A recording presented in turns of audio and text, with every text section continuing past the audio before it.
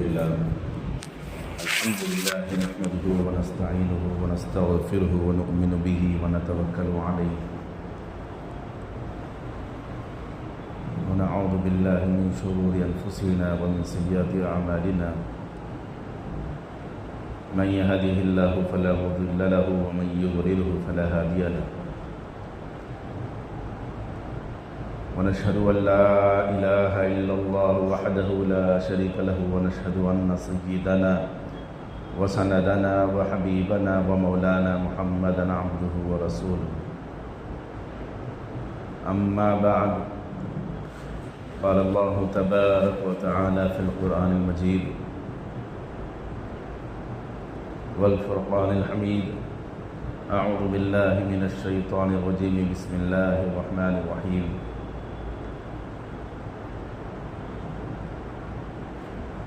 شهد الله أنه لا إله إلا هو صدق الله العظيم قال النبي صلى الله عليه وسلم الكيس من دان نفسه وعمل لما بعد الموت والعاجز من أتبع هواه وتمنى على الله صدق الله مولانا العظيم وصدق رسوله النبي الكريم نحن على ذلك من الشاهدين والشاكرين والحمد لله رب العالمين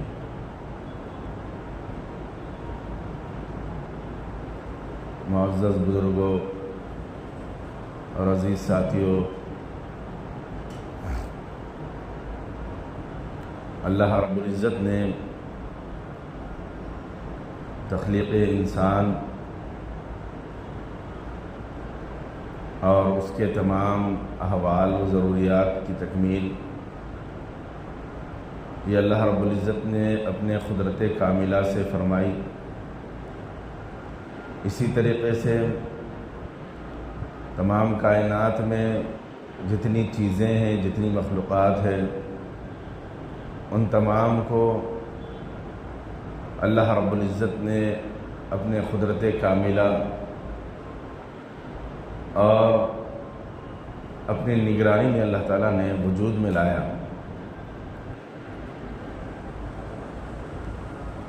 انسانوں میں اللہ تعالیٰ نے ہر ایک کے نصیب الگ الگ رکھے ہیں۔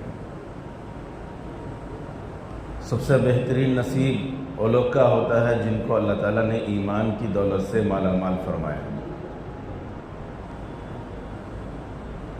ایمان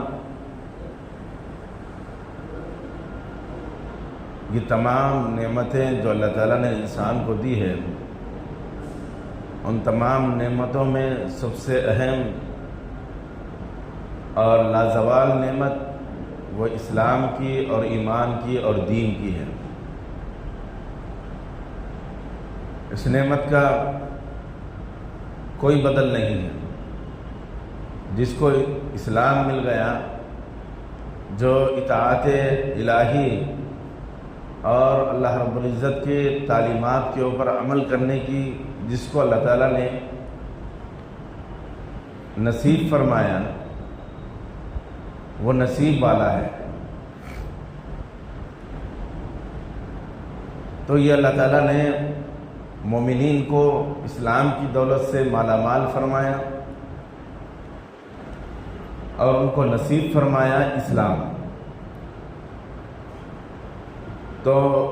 مومنوں کا مقام اور مرتبہ بہت بڑا ہے۔ اس کا اندازہ ہم اس بات سے لگا سکتے ہیں کہ جس طریقے سے انسانوں کا مقام اور مرتبہ، ایک بات یہ ہے کہ جتنی مخلوقات ہے اس میں سے بابرکت اور محترم شان مخلوق وہ انسان ہے۔ پھر انسانوں میں جو ایمان لائے ان کا مقام بڑا بلند ہے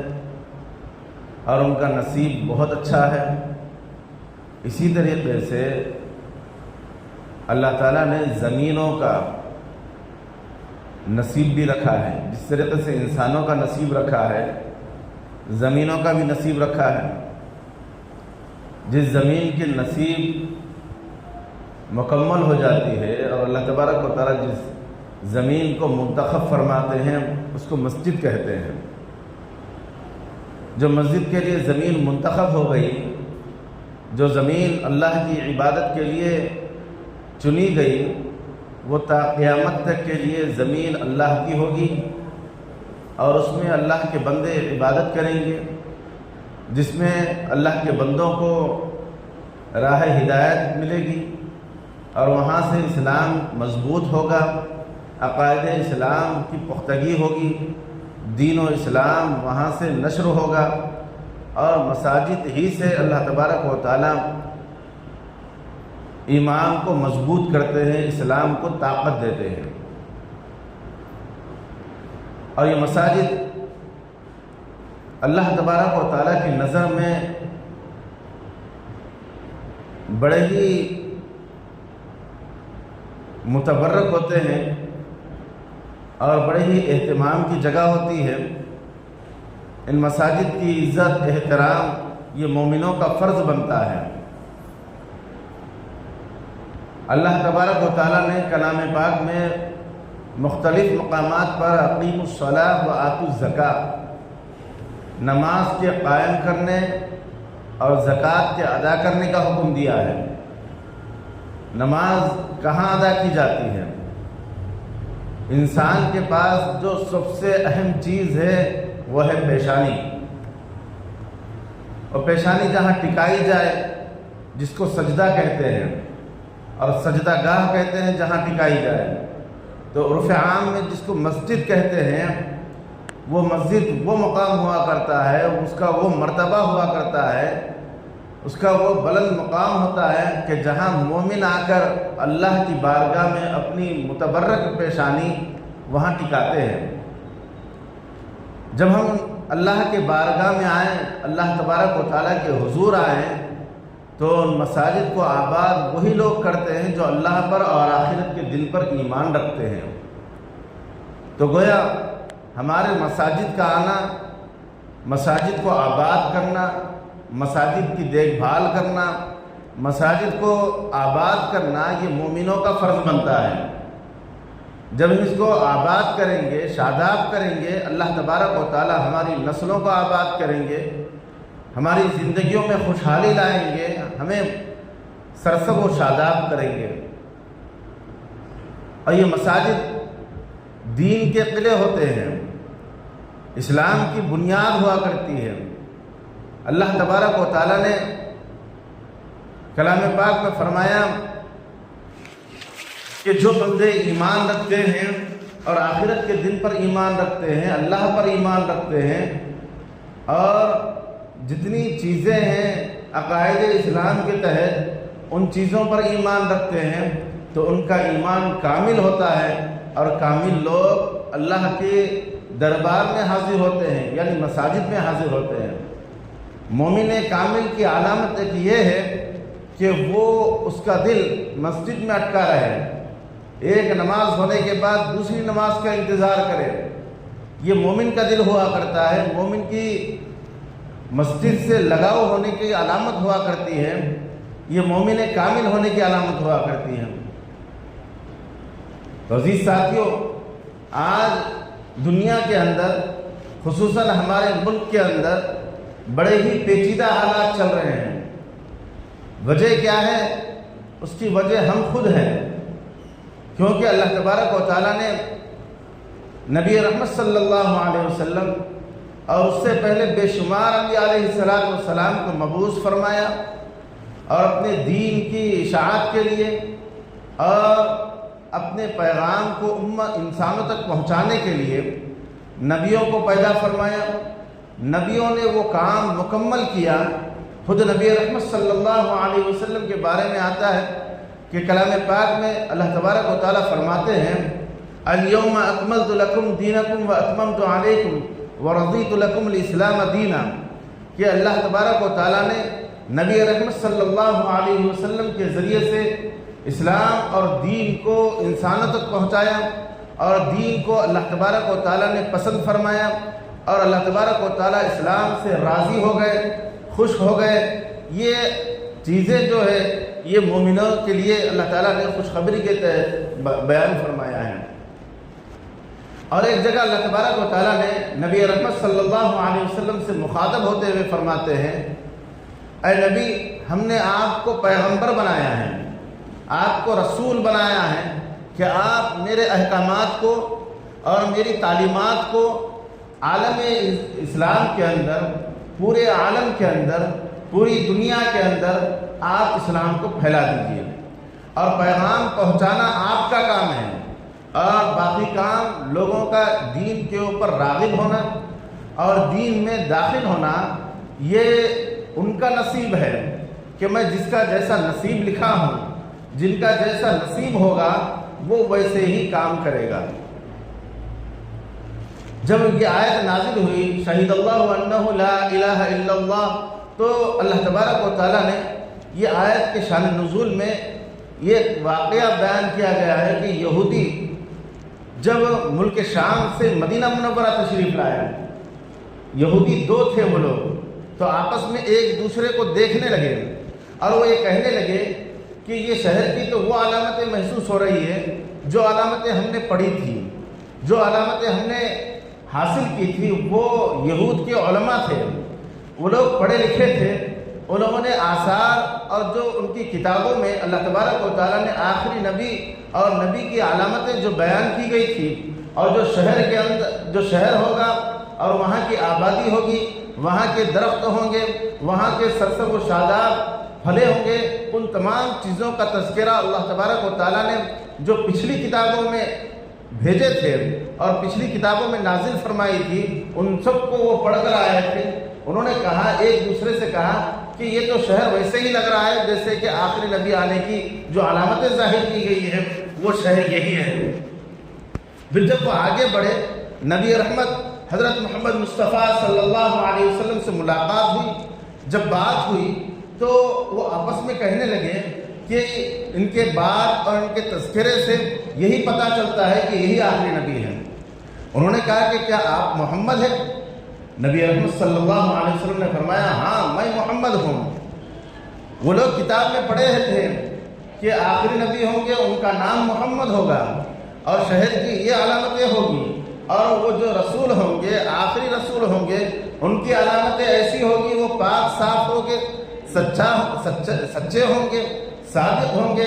امین ہوں گے، امانت دار ہوں گے، اور تمام خوبیوں کے مالک ہوں گے۔ جب انہوں نے پہچان لیا تو انہوں نے ایک بات کہی کہ ہم یہ کہتے ہیں، ہم ایک آپ سے سوال کرتے ہیں۔ وہ سوال کیا ہے؟ وہ سوال یہ ہے کہ اللہ کے نبی صلی اللہ علیہ وسلم نے فرمایا کہ تم سوال کرو۔ تو انہوں نے سوال کیا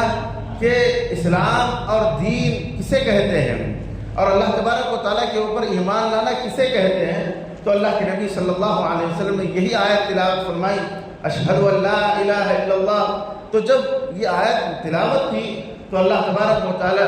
وہ لوگوں نے کہا ہم ایمان لاتے ہیں، ہم مسلمان ہوتے ہیں، ہم ایمان میں داخل ہوتے ہیں، اور وہ اسلام میں داخل ہو گئے۔ تو عزیز ساتھیوں، اللہ تبارک و تعالیٰ آگے اسی آیت میں فرماتے ہیں کہ جو لوگ کٹ حجتی پر پیش آ جائیں، جو ایمان میں داخل نہ ہوں، بس آپ کا کام اے پیغمبر یہ ہے کہ آپ ان کو دین کی، اسلام کی دعوت دے دو، دین اور اسلام ان تک پہنچا دو،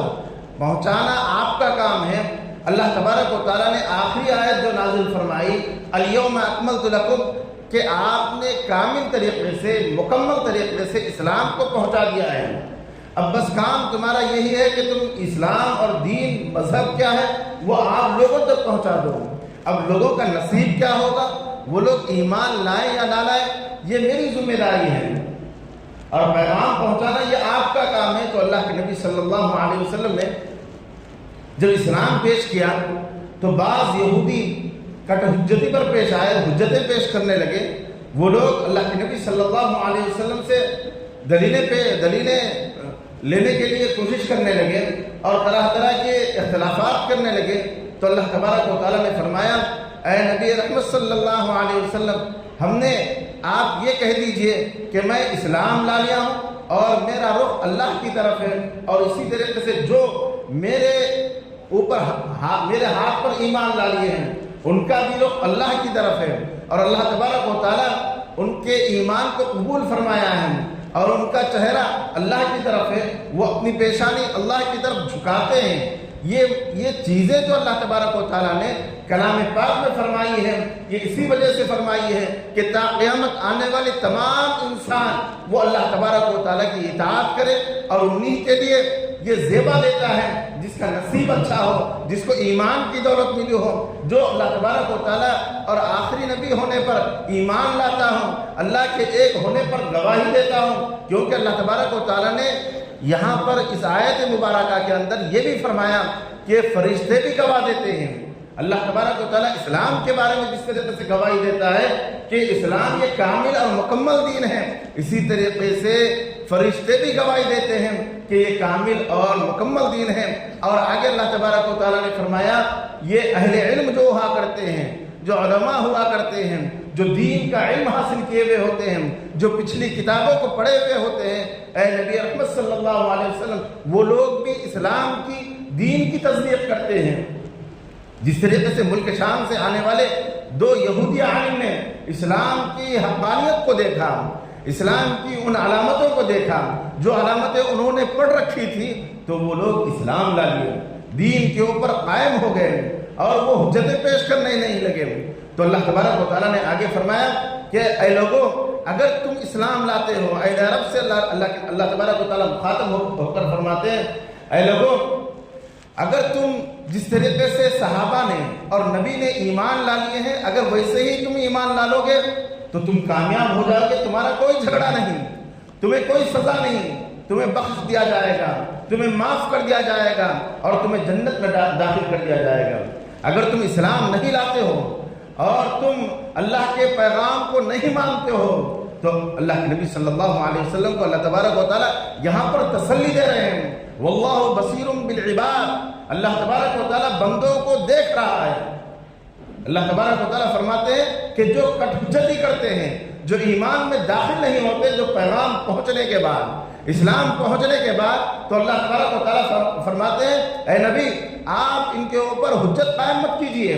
آپ اپنی جان کو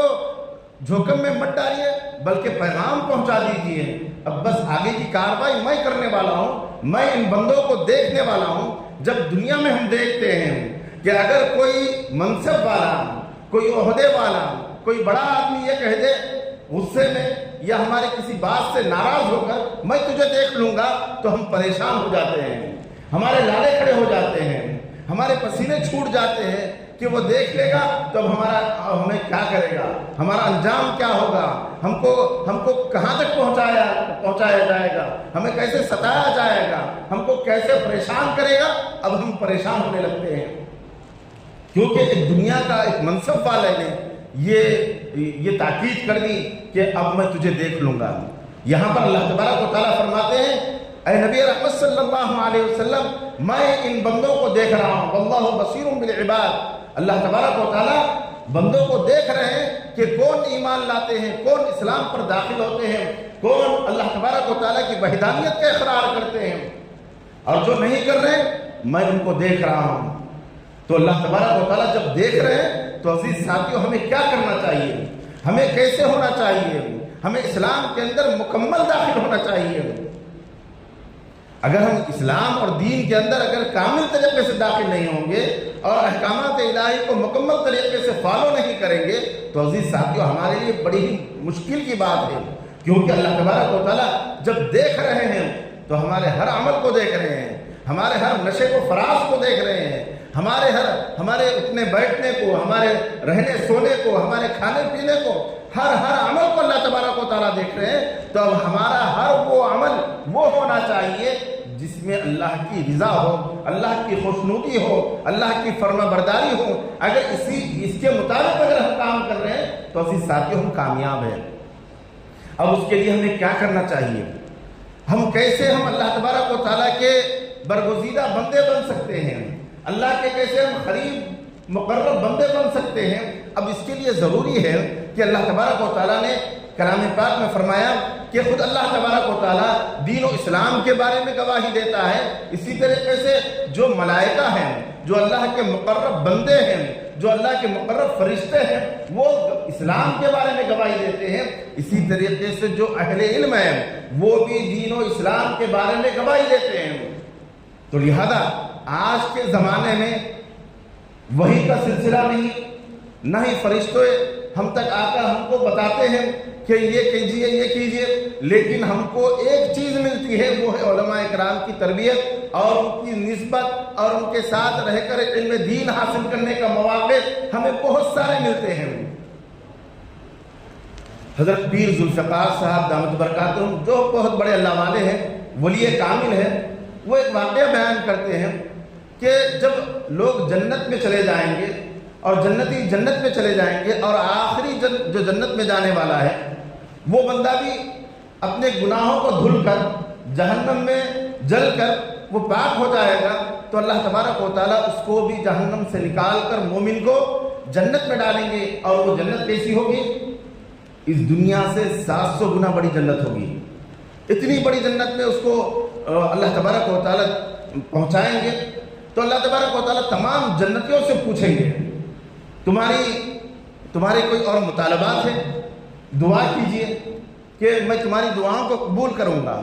تو تمام جنتی اپنے اپنے مطالبات اللہ تبارک و تعالیٰ سے مانگیں گے، تو اللہ تبارک و تعالیٰ ان کی ہر خواہش کو پوری فرمائیں گے، ہر خواہش کو پوری فرمائیں گے۔ پھر اللہ تبارک و تعالیٰ فرمائیں گے مانگو، مانگتے رہیں گے، مانگتے مانگتے جنتی تھک جائیں گے، تو اللہ تبارک و تعالیٰ فرمائیں گے اور مانگو۔ تو جنتی کہیں گے اے باری تعالیٰ ہمیں ہر وہ نعمت مل گئی، ہر وہ چیز مل گئی، ہر وہ خواہش ہماری پوری ہو گئی جو ہم چاہتے تھے، تمام نعمتیں ہمیں مل گئی ہیں۔ تو اللہ تبارک و تعالیٰ فرمائیں گے نہیں، ابھی کچھ باقی ہے، لہذا تم ایک کام کرو، جو تمہارے مقامی علماء کرام تھے، جس سے تمہاری نسبت تھی، تم جس کے متعلق جس سے تم اپنے مسائل پوچھا کرتے تھے، دنیا میں تم جس کے ساتھ رہا کرتے تھے، جن سے تم دین سیکھا کرتے تھے، ان کے پاس جاؤ، وہ تمہارا حل کریں گے۔ یعنی اللہ تبارک و تعالیٰ جس طریقے سے ہم اس دنیا کے اندر ہم علماء کی عزت کرتے ہیں، احترام کرتے ہیں اور ان سے مسائل معلوم کرتے ہیں، دینی علوم حاصل کرتے ہیں، تو اللہ تبارک و تعالیٰ ان کی نسبت کو قائم رکھ کر کل قیامت کے دن یہ بات فرمائیں گے جاؤ تم اپنے علماء کے پاس جاؤ۔ تو جنتی اپنے علماء کے پاس جائیں گے اور کہیں گے کہ باری تعالیٰ نے ہم کو دعا کرنے کے لیے کہا، مانگنے کے لیے کہا، ہم نے بارہا مانگا، بہت ساری دعائیں مانگی، ہر دعا قبول ہوئی، لیکن اللہ تبارک و تعالیٰ فرماتے ہیں کہ ابھی دعا باقی ہے، ابھی دعا باقی ہے، ابھی دینا باقی ہے۔ تو اللہ تبارک و تعالیٰ تو علماء کرام فرمائیں گے وہاں پر ہاں دعا میں ابھی کمی ہے تمہاری۔ وہ دعا کیا ہے؟ وہ دعا یہ ہے کہ دیدار الہی۔ تو اللہ تبارک و تعالیٰ سے دیدار الہی مانگو، جب دیدار الہی ملے گی تو جنتی اطمینان میں آ جائیں گے۔ تو اللہ تبارک و تعالیٰ وہاں پر بھی علماء کی ضرورت کو مد نظر رکھتے ہوئے وہاں پر ضرورت پیش فرما رہے ہیں کہ جائیے وہاں پر جا کر اپنی ضرورتوں کو معلوم کیجئے کہ تمہاری ضرورتیں کہاں تکمیل ہوگی۔ تو علماء عزیز ساتھیوں یہ بتانا یہاں یہ مقصود ہے کہ ایمان کی دولت کے ساتھ ساتھ ہم اپنے ایمان کو بچانا بھی ہے اور اپنی ایمان کے اوپر سلامت بھی رہنا ہے۔ تو اس کے لیے ضروری ہے کہ ہم دنیا کے اندر علماء کرام کی قدر کریں، ان کو عظمت کی نظر سے دیکھیں اور اپنے دینی مسائل کو اور دنیاوی معاملات کو ہم ان کے پاس لے جائیں اور اپنے معاملات کے حل کے لیے شریعت کے مطابق، دین کے مطابق اور اللہ تبارک و تعالیٰ کے احکامات کے مطابق، کیونکہ حلال حرام جائز ناجائز یہ تمام چیزیں شریعت کے اندر موجود ہیں، لیکن ہمیں ان تک پہنچنے کے لیے ہمیں کچھ دقتیں پیش آتی ہیں۔ کیا حلال ہے، کیا حرام ہے، کیا جائز ہے، کیا ناجائز ہے، کتنے رشتہ دار ہیں کہ ان سے ہم نکاح کر سکتے ہیں، کتنے ایسے رشتہ دار ہیں جن سے ہم نکاح نہیں کر سکتے، یہ ایسے مسائل رہتے ہیں اسلام کے اندر، دین کے اندر اور اسلامی تعلیمات کے اندر۔ ہم وہ تعلیمات حاصل کرنے کی فکر کریں گے۔ اور اسی طریقے سے دنیاوی معاملات ہیں، یعنی اسلام اور دین جو تکمیل ہوتا ہے وہ 5 چیزوں سے ہوتا ہے۔ ایک تو سب سے پہلی چیز ہے عبادات، اور دوسری چیز ہے معاملات، تیسری چیز ہے معاشرت، اور چوتھی چیز ہے اخلاق۔ یہ 4 چیزیں تکمیل ہوتی ہے اس وقت جب ہم کلمہ پڑھیں گے اور اللہ تبارک و تعالیٰ کی ایمان، اللہ تبارک و تعالیٰ کی وحدانیت کا اقرار کریں گے، یہ سب سے پہلی چیز ہے، یہ سب سے پہلی سیڑھی ہے اسلام کی۔ اسلام میں جب انسان داخل ہوتا ہے تو اس کے اسلام کی تکمیل اور اس کی مکمل ہونے کے لیے 4 چیزوں کی ضرورت ہوتی ہے، جو سب سے پہلے ایمان میں داخل ہونا ہے۔ جب ایمان میں داخل ہو جاتا ہے تو معاملاتی زندگی، معاشرتی زندگی اور اللہ تبارک و تعالیٰ نے انسان کو ان تمام چیزوں کے ساتھ اخلاق سے بنایا ہے۔ اسلام سراپا اخلاق کی چیز ہے۔ اگر انسانوں کے اندر، مومنوں کے اندر، مسلمانوں کے اندر اگر اخلاق نہ آئے تو عزیز ساتھیوں وہ تمام چیزیں وہ کھل جاتی ہیں جو اس کے اندر عیب کی ہوتی ہیں۔ اللہ تبارک و تعالیٰ کل قیامت کے دن مومنوں کو بلائے گا جو چھپ کر گناہ کیا کرتے تھے، لیکن اللہ تعالیٰ ان کی سرگوشی کرے گا، یعنی ان کے قریب بلا کر ان سے بات کرے گا کہ تم نے فلاں وقت فلاں گناہ کیا تھا، فلاں وقت فلاں غلطی کی تھی، تو وہ بندہ کہے گا ہاں ضرور میں نے کیا تھا، کیونکہ وہاں پر ماننے کے علاوہ کوئی چارے کار نہیں ہے۔ تو وہ یہ کہے گا کہ اب تو میں جہنم رسید ہو جاؤں گا، میں جہنم میں چلے جاؤں گا، میں تو گناہ گار ہوں۔ اللہ تعالیٰ فرمائیں گے میں نے دنیا پر تیرے گناہوں کے اوپر پردہ پوشی کی تھی، اب آخرت میں بھی پردہ پوشی کر رہا ہوں۔ تو عبادات، معاملات، معاشرت اور اخلاق یہ ایسی چیز ہے کہ انسان اگر مضبوطی سے تھام لے تو یہ ان چیزوں کو ملتی ہے جس کا نصیب اچھا ہوتا ہے۔ جس طریقے سے نصیب اللہ تبارک و تعالیٰ انسانوں کے لیے متعین کرتے ہیں، اسی طریقے سے زمینوں کا بھی نصیب ہوتا ہے۔ جو نصیب اللہ کے حضور منتخب ہو جاتے ہیں وہ مساجد کہلاتے ہیں، وہ سجدگاہ کہلاتے ہیں۔ اس کی حفاظت یہ مومنوں کی علامت ہے، اور مومن وہی پکا ہوتا ہے جو مساجد کو آباد کرتے ہیں۔ اللہ تبارک و تعالی ہم سب کو اپنی ایمان کی سلامتی کے ساتھ اپنے شاعر اسلام مساجد کی حفاظت کرنے کی، شاعر اسلام کی حفاظت کرنے کی توفیق نصیب فرمائیں، اور دین کے اوپر کامل طریقے سے چلنے کی توفیق نصیب فرمائیں۔ آمین۔ بما علینا الا البلاغ۔ جو احباب سنتیں نہیں پڑھیں سنتیں پڑھیں۔